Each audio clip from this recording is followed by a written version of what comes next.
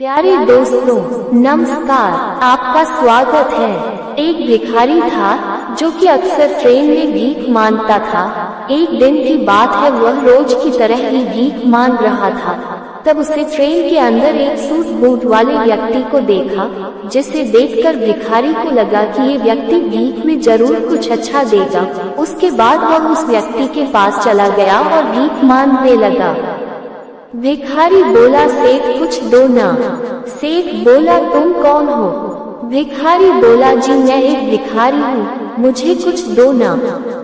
सेठ ने भिखारी से कहा, अगर मैं तुम्हें भीख दूंगा तो बदले में तुम मुझे क्या दोगे?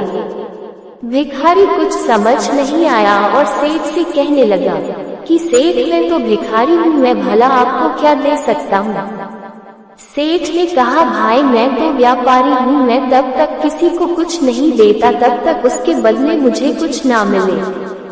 उसके बाद सेठ का स्टेशन आ गया और वो उतर गया, लेकिन उसकी कही बातों से भिखारी सोच में पड़ गया और सोचने लगा कि क्या इसलिए उसे कम भीख मिलती है क्योंकि वह भीख के बदले लोगों को कुछ दे नहीं पाता। लेकिन मैं तो भिखारी हूँ, मैं आखिर किसी को क्या दे सकता हूँ? भिखारी यही बात सोच कर बहुत परेशान था। तभी उसने देखा कि उसके पास काफी अंदर फूल लगे हुए हैं। उसे आइडिया कि क्यों ना भीख के बदले लोगों को फूल दिए जाएं। अगले दिन से भिखारी ने भीख के बदले लोगों को फूल देना शुरू कर दिया, जिससे खुश होकर भिखारी को भीख में काफी इजाफा होने लगा। एक दिन उसे फिर से वही सेठ ट्रेन में दिखाई दिया और वह उस सेठ के पास गया और सेठ से कहा कि सेठ आज मेरे पास आपको देने के लिए कुछ है।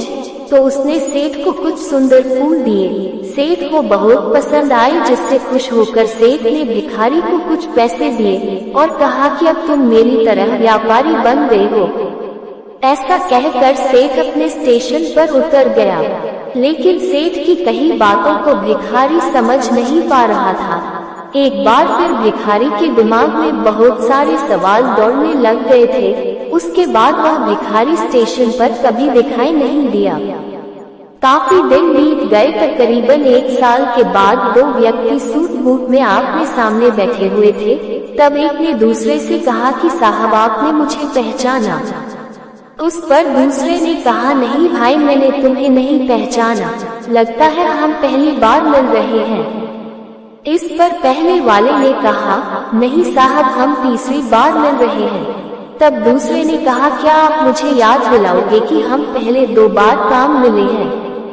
इस पर पहले ने कहा, साहब मैं वही भिखारी हूँ जिसे आपने भीख के बदले कुछ देने के लिए कहा था, वो हमारी पहली मुलाकात थी। दूसरी बार आपने मुझसे कहा था कि मैं जो अब भीख के बदले फूल दे रहा हूँ इससे मैं आपकी तरह व्यापारी बन गया हूँ। आपकी वही बात मेरे दिल में घर कर गई और मैंने खुद से सवाल किया कि आखिर कब तक मैं भिखारी बना रहूँगा। उसके बाद मैं अब फूलों का व्यापारी बन गया हूँ और आज मैं अपने व्यापार के सिलसिले से ही शहर जा रहा हूँ। ये बात शायद मुझे कभी समझ नहीं आती, लेकिन आपके द्वारा बोले गए शब्दों ने मुझे मुझसे मिला दिया। अब मन जान गया हूँ कि मैं कौन हूँ, जिसका नतीजा यह निकला कि मैं फूलों का बहुत बड़ा व्यापारी बन गया। आपने मुझे पहली मुलाकात में प्रकृति का नियम समझाया कि हमें तभी कुछ मिलता है जब हम कुछ देते हैं। लेन देन का नियम जो आपने मुझे समझाया ये सच में काम करता है, लेकिन उसके बाद भी मैं खुद को हमेशा भिखारी ही समझता रहता। अगर आपने मुझे दूसरी मुलाकात में मुझे यह एहसास नहीं करवाया होता कि मैं एक व्यापारी हूँ।